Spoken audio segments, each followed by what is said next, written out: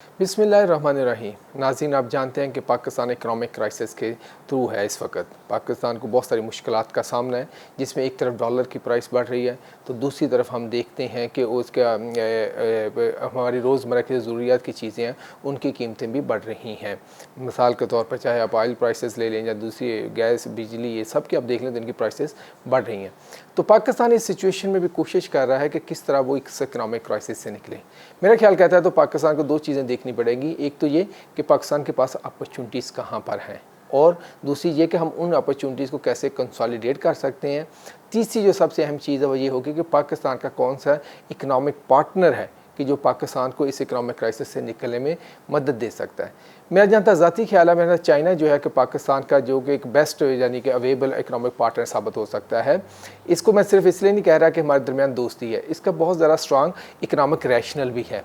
अगर हम देखें, अभी एक मिनट के लिए हम सी पैक को साइड पर रख दें, अगर हम देखें तो हवाबे ने पाकिस्तान में 1998 में अपने ऑपरेशन शुरू किए। अभी देखिए उनके इन्वेस्टमेंट का क्या लेवल है। मेरा ख्याल कहता है कि अभी वो 12,500 हमें डायरेक्ट जॉब्स दे रही है पाकिस्तानी मार्केट को, और 25,000 जो है कि जॉब्स हैं वो इनडायरेक्ट जॉब्स क्रिएट कर रही है।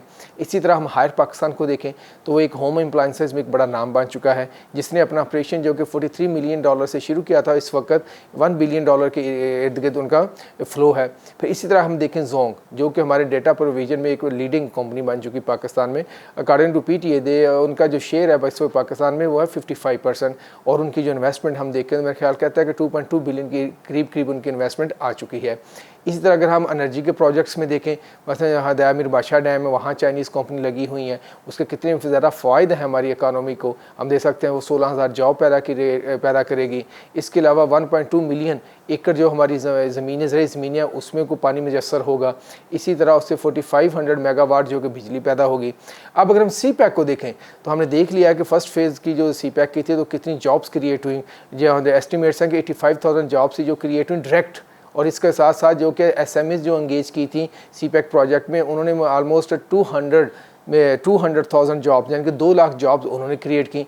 इसका मतलब है 2,85,000 फैमिली ने इनसे फ़ायदा उठाया। इस तरह देखें लोड शेडिंग भी ख़त्म हुई। अब अगर हम सेकंड फेज़ की बात करें तो हम जानते हैं कि ये हमारी इकानमी एक नया बूस्ट देगा। क्योंकि सेकंड फेज़ जो है कि वो इसमें हम इंडस्ट्रियलाइजेशन की बात कर रहे हैं, एग्रीकल्चर की बात कर रहे हैं, साइंस एंड टेक्नोलॉजी की बात कर रहे हैं, तो ये बूस्ट देगा। अब इससे हम अंदाज़ा लगा सकते हैं कि चाहे सी पैक का ऑपरेशन हो या नॉन सी पैक का ऑपरेशन हो, चाइना हमारे लिए एक काबिल इत्मीनान दोस्त हो सकता है। आपने देखा है जब 2014-15 में कोई हमारे मुल्क में इन्वेस्टमेंट नहीं कर रहा था उसकी वजह से, टेररिज्म की वजह से, तो चाइना वो मुल्क था जो कि सी पैक को लेके आया। तो इन फैक्ट्स की बेसिस पे हम कह सकते हैं कि चाइना जो है हमारा एक ट्रस्टेड दोस्त होगा। इसी तरह अगर हम देखें और दूसरी चीज़ देखें कि हमारी वेस्टर्न कंट्रीज़ के साथ तल्लुकात कैसे रहे।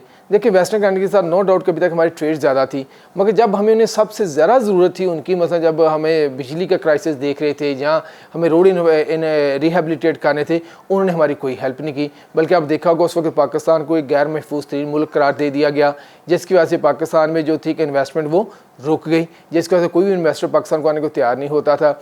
इसी तरह अगर हम देखेंगे जो कि वेस्ट और USA है वो इंडिया के साथ खड़ा होगा, वो पाकिस्तान के साथ खड़ा नहीं होगा। इसका बहुत स्ट्रांग इकनॉमिक रैशनल है।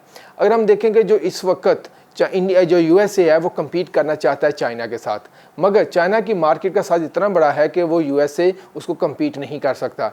अगर हम चाइना की मार्केट देखें तो वो है 1.4 बिलियन यानी कि 1 अरब 40 करोड़ लोगों की मार्केट है, और हम USA को देखें वो सिर्फ 34 करोड़ के इर्द गिर्द उनकी मार्केट का साइज़ है। इसलिए वो देखना चाहता है कि वो नई मार्केट की तरफ जाए कि इतनी बड़ी जिसका साइज़ हो कि वो चाइना को कम्पीट कर सके। और मज़ीद बरा जब चाइनीज़ देखते हैं वो कहते हैं कि हम नेक्स्ट यानी कि 2035 तक ऑलमोस्ट 500 to 600 मिलियन जो लोग हैं उसको हम मिडिल क्लास में ग्रेजुएट करवाएंगे, और साथ ही साथ 300 से 4 मिलियन लोगों को वो कहते हैं कि जी हम मिडिल क्लास से अपर क्लास में भी ग्रेजुएट करवाएंगे। इसका मतलब ये है कि 800 मिलियन से 1000 मिलियन तक लोग क्लास चेंज कर रहे होंगे, जो कि उनकी डोमेस्टिक मार्केट को बहुत बड़ा बूस्ट देगा, और ये USA को अवेलेबल नहीं है। एक तो ये है कि USA का मार्केट साइज छोटा है, दूसरी बात ये है कि उसकी मार्केट सैचुरेट हो चुकी है, उसमें कंजम्पशन की कैपेसिटी नहीं है। जिस तरह अभी चाइना को देखें तो 2020 में उनकी जो डोमेस्टिक कंजम्पशन थी वो 54% थी सिर्फ और सिर्फ, और अमेरिका की बहुत ज़्यादा हाई थी। इस तरह देखें तो चाइना की मार्केट, अमेरिका की मार्केट ऑलरेडी सैचुरेट हो चुकी है। फिर साथ साथ उसके जो दूसरे अलाई से यूरोपियन कंट्री, उनकी मार्केट भी सैचुरेट हो चुकी है। इन तमाम कंटेक्स्ट को मद्देनज़र रखते हुए वो हमारे इंडिया की मार्केट उनके लिए बेस्ट अवेलेबल ऑप्शन है, जिसकी वजह से वो हर कुछ करेंगे कि जो इंडिया को एंगेज करें। आप देख लिया शायद मतलब आपने देखा होगा पिछले सालों में पाकिस्तान ने वार ऑन टेरर भी इतनी ज़रा से कुर्बानियाँ दी, सारा कुछ किया, मगर जब इकनॉमिक लिंकेजेस की बात आती है, सिक्योरिटी पैक्ट्स की बात आती है, तो सारे के सारे का जाके वो इंडिया के साथ जा करते हैं, जैसे क्वाड है, जैसे दूसरे हैं। और इंडिया भी इस चीज़ को जानता है। आप देखें इंडिया बड़ा स्मार्टली यहाँ पर इन चीज़ों को एक्सप्लॉइट कर रहा है। एक तरफ वो कहता है जनाब कि मैं आपके साथ हूँ, सारे एग्रीमेंट्स में सब चीज़ों में साथ होता जा रहा है, और मैं जी BRI को नहीं कर रहा, मैं BRI को ज्वाइन नहीं कर रहा। मगर दूसरी साइड पे वो क्या कर रहा है कि जो चाइना के इनिशिएटिव जैसे कि एशियन इंफ्रास्ट्रक्चर इन्वेस्टमेंट बैंक उससे भी कर्जे ले रहा है, और इसी तरह जो कि न्यू डेवलपमेंट बैंक का ब्रिक्स अंडर उससे भी कर्जे ले रहा है, और इंडिया की जो चाइना के साथ ट्रेड है वो 125 बिलियन डॉलर तक पहुँच चुकी है। यानी कि वो स्मार्टली प्ले कर रहा है, उनको भी इंगेज कर रहा है, उनको भी कर रहा है। इन सारी चीज़ों को मद्देनजर रखते हुए पाकिस्तान को चाहिए कि अपना जो रिलेशन है चाइना के साथ स्ट्रेंथन करें, और वेस्टर्न कंट्रीज़ को कहे, US को कहे ठीक है जी हम आपके साथ भी रिलेशन बनाना चाहते हैं, मगर आप हमें डिक्टेशन देना बंद करें। आपके देखेंगे आपके सामने की बात है कि चाइना इंडिया आपके साथ भी है, रशिया से भी ऑयल खरीद रहा है, चाइना से ट्रेड कर रहा है, उन पर कोई किस्म की पाबंदी नहीं है, और आप आके हमें रोज़ नई बातें सुनाना शुरू कर देते हैं। तो इस चीज़ को मद्देनजर रखते हुए जो हमारे यहाँ बात है कि वो हमें ये देखना है हम चाइना के साथ अपने रिलेशन को कैसे बढ़ा सकें, और उसका तरीका ये है कि जो हम प्रोजेक्ट इम्प्लीमेंट कर रहे हैं उनकी स्पीड को तेज़ कर दें, और चाइनीज़ के जो सिक्योरिटी के कंसर्न है या दूसरे जो कंसर्न है उनको हम जंगी बुनियादों पर हल करें। Thank you so much.